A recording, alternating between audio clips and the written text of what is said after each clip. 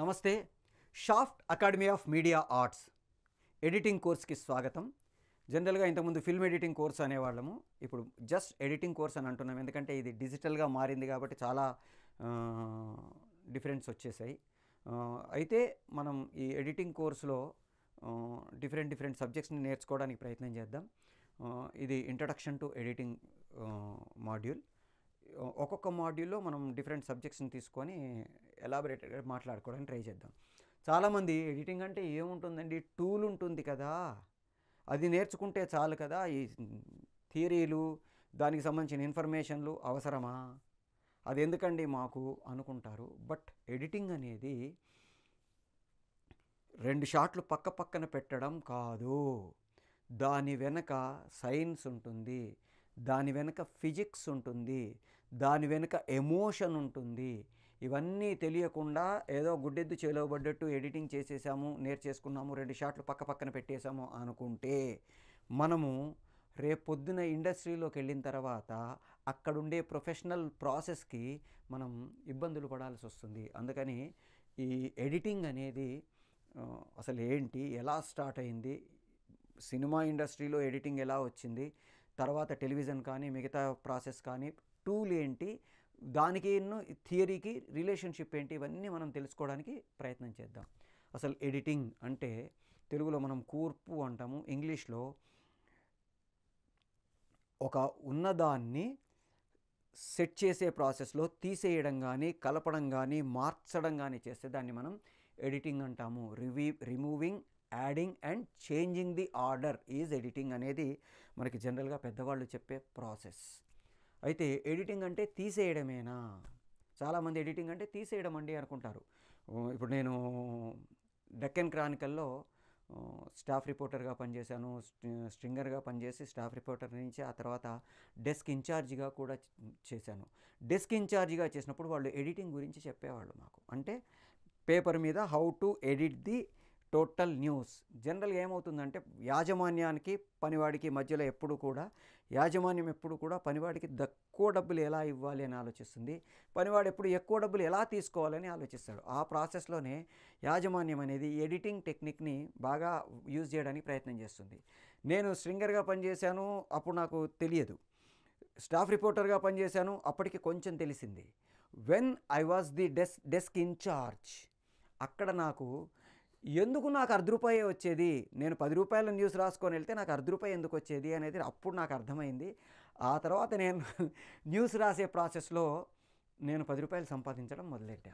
అది టెక్నిక్ ఏంటంటే, ఇక్కడ డెస్క్ ఇన్ఛార్జ్ చేయాల్సిన పని ఏంటంటే, వాళ్ళు 10 లైన్లు రాసుకొని వస్తే ఆ 10 లైన్లని 2 లైన్లకో 3 లైన్లకో కుదించడం ఎలాగా, రిపిటేషన్స్ లేకుండా సెట్ చేయడం ఎలాగా అనేది టెక్నిక్. దీన్ని మనము సినిమాకి కూడా అప్లై చేసుకుంటాము, అన్వయించుకుంటాము. ఈ అప్లై చేసుకునే ప్రాసెస్లో అదేంటి ఇదేంటి, అసలు ఎడిటింగ్ అంటే ఏంటి అనేది టెక్నిక్ని తెలుసుకోవడానికి ట్రై చేస్తాం. చాలామంది ఎడిటింగ్ అంటే తీసేయడం, కట్ చేయడం, తగ్గించడం అనుకుంటారు. కాదండి, తీసేయడం తగ్గించడం మాత్రమే ఎడిటింగ్ కాదు. ఏమి తీసేయాలో తెలియడంతో పాటు ఏం ఉంచాలో తెలియడం కూడా చాలా ఇంపార్టెంటు. ఒక శిల్పి ఒక శిలని తీసుకొని దాన్ని ఒక శిల్పంగా మలచడానికి ప్రయత్నం చేస్తాడు. అవసరం లేనంత తీసేస్తూ పోతే శిల్పం అవుతుంది అనుకుంటాం. కానీ ఏది అవసరమో అది ఉంచుతూ దాని పక్కదాన్ని తీసేయడం, అవసరం లేని దాన్ని తీసేయడం అనేది ఎడిటింగ్ అని మన శాస్త్రకారులు చెప్తూ ఉంటారు. కాబట్టి ఎడిటింగ్ చేసే ప్రాసెస్లో అసలు ఏం చెయ్యాలి, ఎందుకు చెయ్యాలి, అస్సలు ఎడిటింగ్ అనేది ఎలా మొదలైంది అనేది మనం తెలుసుకోవడానికి ప్రయత్నం చేద్దాం. ముందు అసలు ఫిలిం హిస్టరీ గురించి మాట్లాడుకుంటే జనరల్గా డైరెక్షన్ కోర్సులో మాట్లాడుకుంటాం, యాక్టింగ్ కోర్సులో మాట్లాడుకుంటాం, సినిమాటోగ్రఫీ కోర్సులో మాట్లాడుకుంటాం, మళ్ళీ ఇందులో కూడా మాట్లాడుకోవాలా అనిపిస్తుంది. కానీ పర్సెప్షన్, ఒక్కొక్క దాని పర్సెప్షన్లో మనం చూసే ప్రాసెస్ మారుతూ ఉంటుంది. మొట్టమొదట అసలు సినిమా ఫిల్మ్ ఏదైతే మనం మాట్లాడుకుంటున్నామో చలనచిత్రము, అది చలనాన్ని చూపించడంగానే మొదలైంది. అంటే స్టిల్ ఫోటోగ్రఫీ నుంచి మూమెంట్ యాడ్ చేయడమే ఒక గొప్ప అచీవ్మెంట్గా ప్రారంభంలో ఉంది. ఒక లియోనార్డో డా విన్సీ తన ఇంట్లో గోడ మీద పడిన ఒక నీడని చూసి ఆయన లైట్కు ఉండే లక్షణాలని చెప్తే, తర్వాత చాలామంది రకరకాల ఫిజిక్స్లో ప్రయోగాలు చేసి చేసి కటకాలని సృష్టించి వాటిలలో నుంచి బొమ్మను చూసే ప్రాసెస్ని, దాన్ని పర్మనెంట్గా ఉంచే ప్రాసెస్, ఇట్లా రకరకాల ప్రయోగాలు చేసి చేసి చేసి స్టిల్ ఫోటోగ్రఫీని ప్రారంభించారు. ఈ స్టిల్ ఫోటోగ్రఫీ నుంచి మూమెంట్ని చేస్తే ఎలా అనే దాని మీద చాలా ప్రయోగాలు జరిగాయి. మనకి భారతదేశంలో ఉండే మహారాష్ట్రలో ఉండే ఒక వ్యక్తి స్లైడ్ ప్రొజెక్టర్స్ ద్వారా 1860లోనే భారతాన్ని, రామాయణాన్ని, భాగవతాన్ని ప్రేక్షకులకు చూపించడానికి ప్రయత్నం చేశాడు. అంటే వరుసగా ఒక 600-700 స్లైడ్స్ తయారు చేసి వాటన్నిటిని మూవ్ చేస్తూ, మనకి పూర్వకాలంలో పటం కథలు అనేవాళ్ళు. మన డెక్కలి భాగవతం అంటాము. మనకి భారతదేశంలో ఉండే ప్రాచీన ఫోక్ అంటే జానపద కళల్లో ఎన్నో అద్భుతమైన అంశాలు ఉన్నాయి. అందులో ఈ పటం కథలు అంటాము. అంటే బొమ్మల్ని చూపిస్తూ కథ చెప్పడం అనేది ఒక అద్భుతమైన టెక్నిక్. దాని నుంచే మనకి ఆ తర్వాత ఇప్పుడు ఈ స్లైడ్ ప్రొజెక్టర్ ఏదైతే ఈయన చేశాడో అది డెవలప్ చేశాడు. ఆయన తన ఒక ఆర్టికల్లో చెప్పాడు, నాకు భారతీయ జానపద సంప్రదాయంలో ఉండే పటం కథలు అంటాం. అంటే మ్యాప్ పెట్టుకొని, మ్యాప్లో అన్ని బొమ్మలు వేసి ఉంటాయి. ఒక్కొక్క బొమ్మ దగ్గర ఈ ఒక పాయింటర్ని పెట్టుకొని లేదా కర్రను పెట్టుకొని దాన్ని పాటల ద్వారా, పద్యాల ద్వారా చెప్తూ కథని చెప్తారు. హరికథ ఎట్లాగైతే విడిగా చెప్తామో దీన్ని బొమ్మలు చూపిస్తూ చెప్పడం అనేది ఒక టెక్నిక్. దాంట్లో నుంచి పటం కథల్లో నుంచే ఇప్పుడు మనం అనుకుంటున్న మోడర్న్ సినిమా కూడా డెవలప్ అయింది ప్రాక్టికల్గా చెప్పాలంటే. అయితే అలాంటి సిచ్యువేషన్ని ఈ మన తల్పాడే అని ఆయన చేసి చూపించాడు. తల్పాడే కాదు, సారీ, తల్పాడే విమానాన్ని నడిపిన ఆయన పేరు నేను మీకు తర్వాత ఫర్దర్ ఎపిసోడ్స్లో చెప్పడానికి ప్రయత్నం చేస్తాను. అయితే ఈ స్లైడ్ ప్రొజెక్టర్ ద్వారా కథలను చెప్పినట్టే సినిమాని ఇంకా ఎంత డెవలప్ చేయొచ్చు, ఎట్లా డెవలప్ చేయొచ్చు, స్టిల్ నుంచి మూమెంట్కి ఎట్లా ప్రయత్నాలు చేయొచ్చు అనేది చాలామంది చాలా ప్రయోగాలు చేశారు. ఆ ప్రయోగాలు చేసిన వాళ్ళల్లో మనకి మొట్టమొదట ఎడ్వర్డ్ మేబ్రిడ్జ్, మనం ఆల్రెడీ సినిమాటోగ్రఫీ కోర్సులో, డైరెక్షన్ కోర్సులో కూడా ఈ ఎడ్వర్డ్ మేబ్రిడ్జ్ గురించి మాట్లాడుకున్నాము. ఆయన ప్యారిస్లో ఒక ఛాలెంజ్ పెట్టుకున్నారు. గుర్రం పరిగెడుతున్నప్పుడు 4 కాళ్ళు గ్యాలప్స్ చేస్తున్నప్పుడు కొంత సమయం గాల్లోనే 4 కాళ్ళు ఉంటాయని, లేదు కనీసం ఒక కాలైనా గాల్లో కాకుండా కింద నేల మీద ఉండి తీరాల్సిందని, ఇలా 2 వర్గాలుగా విడిపోయి ఛాలెంజ్ చేసుకున్నారు. ఆ ఛాలెంజ్లో ఆయన ప్రూవ్ చేసే ప్రాసెస్లో ఒక 30 కెమెరాల్ని వరుసగా పెట్టి వాటన్నిటిని రాగితీగతో రిగ్ చేసి కంటిన్యూగా దీని తర్వాత ఇది ఇలా స్మని ఫోటోలు తీసేటట్టుగా ప్లాన్ చేసి ఆ గుర్రాలకు అడ్డంగా ఒక రాగితీగ పెట్టి ఆ రాగితీగ కట్ కాగానే ఇవన్నీ టట అని ఫోటోలు తీస్తాయి. వరుసగా ఫొటోస్ తీసే ప్రాసెస్ని ఆయన చేసి కొన్ని సెకండ్ల పాటు గుర్రపు 4 కాళ్ళు గాల్లోనే ఉంటాయి అని ఆయనకు వచ్చే అవార్డు ₹1,00,000 2,00,000 తీసేసుకొని టాటా బై బై చెప్పి వెళ్ళిపోయాడు. మనం ఇవాళ అదే టెక్నిక్ని ఫ్రీజ్ మోషన్ టెక్నిక్ అని వాడుతున్నాం. కెమెరాస్ని ఒక 72 కెమెరాస్ను, 36 కెమెరాస్ను, 124 కెమెరాలను మనం పెట్టేసి ఆ కెమెరాలన్నింటినీ రిగ్ చేసి వాటన్నిటిని ఒక ప్రాసెస్లో షూట్ చేయడం ద్వారా మనం ఒక ఆబ్జెక్ట్ని మూవ్ అవుతుంది అన్న ఇమేజ్ని, ఇల్యూజన్ని క్రియేట్ చేయడానికి ప్రయత్నం చేస్తున్న ఫ్రీజ్ మోషన్ టెక్నిక్ని మనకెప్పుడో ఎడ్వర్డ్ మేబ్రిడ్జ్ ఆ కాలంలో తను వరుసగా కెమెరాలను పెట్టి షూట్ చేసి చూపించాడు. ఆ తర్వాత చాలామంది చాలా ప్రయోగాలు చేశారు. అలా ప్రయోగాలు చేసిన వాళ్ళలో ఎటిన్నా మేల్స్ జ్యూరీ అనే అతను క్రోమో ఫోటోగ్రఫిక్ గన్ అంటాము. అంటే ఒక గన్నుకుండే రివాల్వర్ ఏదైతే బుల్లెట్లు మనం పేలుస్తూ ఉంటే పక్కకు తిరుగుతూ ఉంటాయో, ఆ రివాల్వ్ అవుతూ ప్లేస్ని చేంజ్ చేసుకుంటూ ఉంటాయో, అలా ఆ రివాల్వర్లో ఉండే బుల్లెట్స్ పెట్టే ప్లేస్లో ఫిల్ములను పెట్టి అతను ఒక గన్నుతో కాల్చి ఆ పక్షిని మూమెంట్ని పిక్చరైజ్ చేయడానికి ప్రయత్నం చేశాడు. జనరల్గా మనం కెమెరాతో షూట్ చేస్తున్నాం అంటాం. ఈ షూటింగ్ అనే పదము అక్కడ స్టార్ట్ అయింది ఒక రకంగా చెప్పాలంటే. ఆ తర్వాత రకరకాల మంది ప్రయోగాలు చేశారు. ఆ ప్రాసెస్లోనే చాలామంది కినిమాటోస్కోప్ అని, కెరడోస్కోప్ అని ఇట్లా రకరకాల ఇన్స్ట్రుమెంట్స్ని కనుక్కొని మూమెంట్ని చూపించాలి అనే ప్రయోగం చేస్తూ వచ్చే ప్రాసెస్లో దాన్ని సక్సెస్ అయిన వాళ్ళు లూమియర్ బ్రదర్స్ 1890స్లో వాళ్ళు చిన్న చిన్న ఫిలిమ్స్ ఒక 1 మినిటు 40 సెకండ్స్ 30 సెకండ్స్ 17 సెకండ్స్ ఇట్లా మినిమం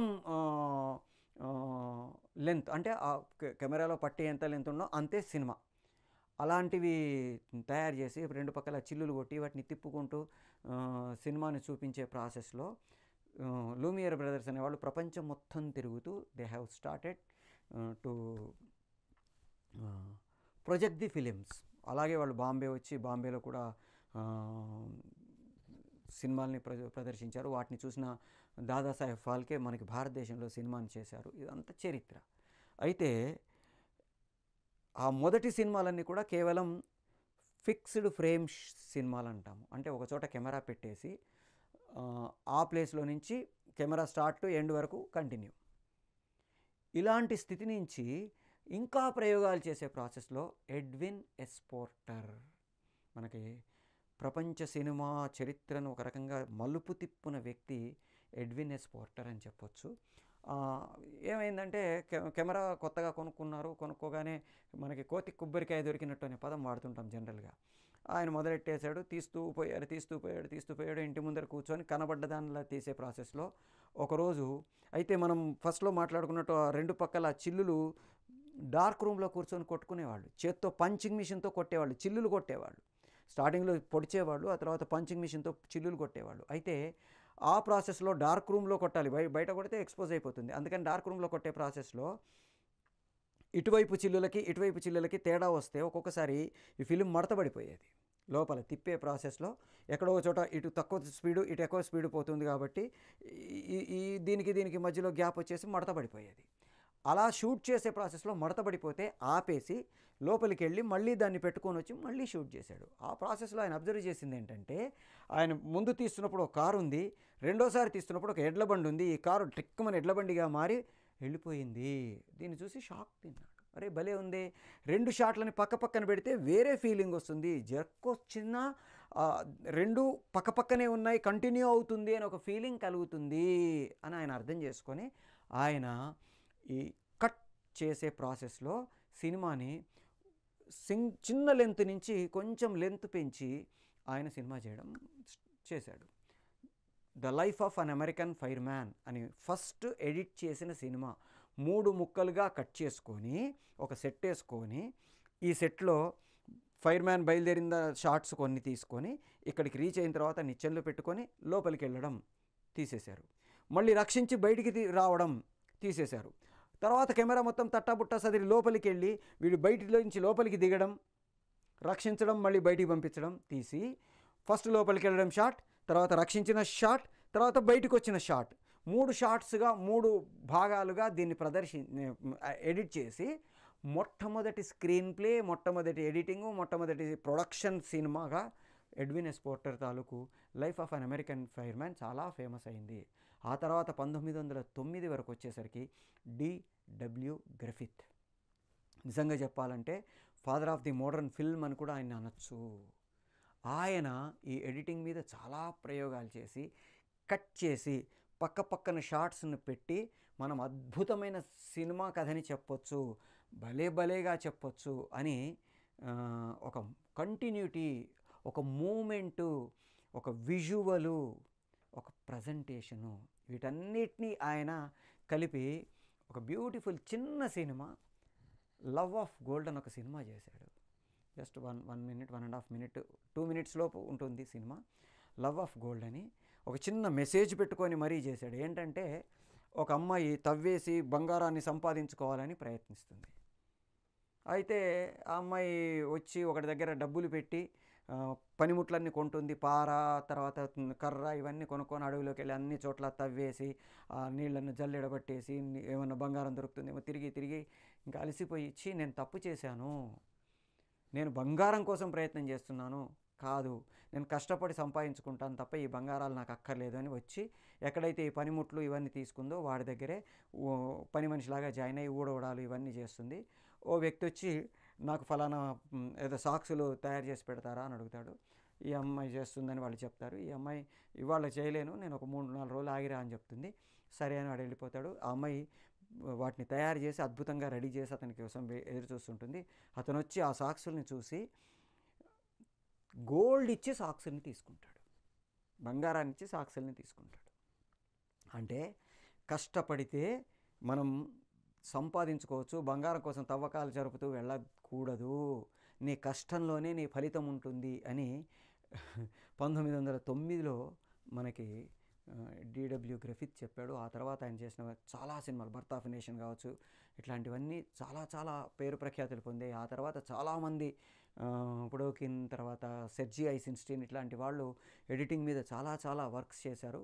వాళ్ళందరూ వాళ్ళ కంట్రిబ్యూషన్తో ఇవాళ మనం చూస్తున్న స్థాయికి సినిమాని, అంటే మూమెంట్ చూస్తే చాలు అనే స్టేజ్ నుంచి ఒక కథని, స్క్రీన్ ప్లేని, ఎడిటింగ్ని, వీటన్నిటిని యాడ్ చేస్తూ వాళ్ళ క్రియేటివ్ టెక్నిక్ని యాడ్ చేస్తూ, వాళ్ళ థాట్ ప్రాసెస్ని యాడ్ చేస్తూ సినిమాని ఇవాళ మనం చూస్తున్న స్థాయికి మార్చారు. ఆ ప్రాసెస్లో చాలామంది డైరెక్టర్స్, హిచ్కాక్ లాంటి వాళ్ళు,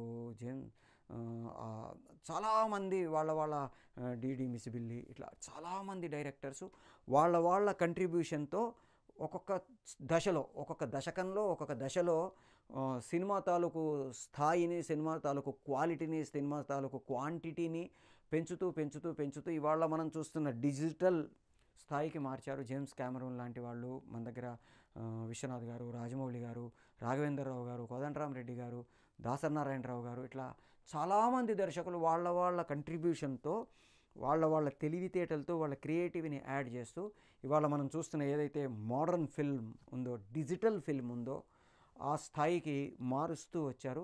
ఎవరెవరు ఏ స్థాయిలో ఏం చేశారో, అసలు ఎడిటింగ్ అంటే ఏంటి, ఎడిటింగ్ చేసేటప్పుడు ప్రాసెస్ ఆఫ్ ఎడిటింగ్ ఏముంటుంది, ఇట్లా ఒక్కొక్కటి మనం ఒక్కొక్క మాడ్యూల్లో ఎలాబొరేటెడ్గా డిస్కస్ చేసుకోవడానికి ప్రయత్నం చేద్దాం. షాఫ్ట్ అకాడమీ మనకి రకరకాల కోర్సెస్ని ఆఫర్ చేస్తుంది. ఇప్పుడు మీకు ఎట్లాగైతే ఈ ఎడిటింగ్ కోర్స్ ఉందో అలాగే చాలా కోర్సులు ఉన్నాయి. ముఖ్యంగా సినిమా ఇండస్ట్రీకి సంబంధించిన 3 major wings, film making, fine arts, animation, ఈ 3 వింగ్స్లో బేసిక్ కోర్సెస్ దగ్గర నుంచి పోస్ట్ గ్రాడ్యుయేషన్ వరకు అతి తక్కువ ఫీజులతోటి, అది కూడా పొట్టి శ్రీరాములు తెలుగు యూనివర్సిటీ లాంటి యూనివర్సిటీ అఫిలియేషన్తో, అథెంటిక్ సిలబస్తో మీకు కోర్సెస్ని ఆఫర్ చేస్తుంది. అది కూడా అతి తక్కువ ఫీజులతో. మనకి బయట ఇన్స్టిట్యూషన్స్తో పోల్చకూడదు, కానీ పోలిస్తే అక్కడ లక్షల్లో అయ్యే ఫీజులన్నీ ఇక్కడ వేలల్లోనే మీకు అద్భుతమైన ఇన్ఫ్రాస్ట్రక్చర్ తోటి, ఎక్విప్మెంట్ తోటి, టెక్నాలజీ తోటి మీకు నేర్పడానికి ప్రయత్నం చేస్తుంది. మీరు ఎట్లాగైతే ఇప్పుడు ఎడిటింగ్ కోర్స్ నేర్చుకుంటున్నారో, దీంతోపాటు మిగతా కోర్సెస్ కూడా నేర్చుకుంటే మల్టిపుల్ టాలెంటెడ్ పర్సన్గా మనం ఇండస్ట్రీకి మనల్ని మనం పరిచయం చేసుకోవచ్చు.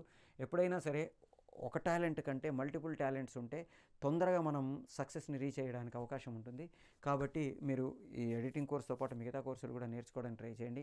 మిమ్మల్ని మీరు ఒక మల్టిపుల్ టాలెంటెడ్ పర్సన్గా ఇండస్ట్రీకి పరిచయం చేసుకొని సక్సెస్ అవ్వడానికి ప్రయత్నం చేయండి. All the best.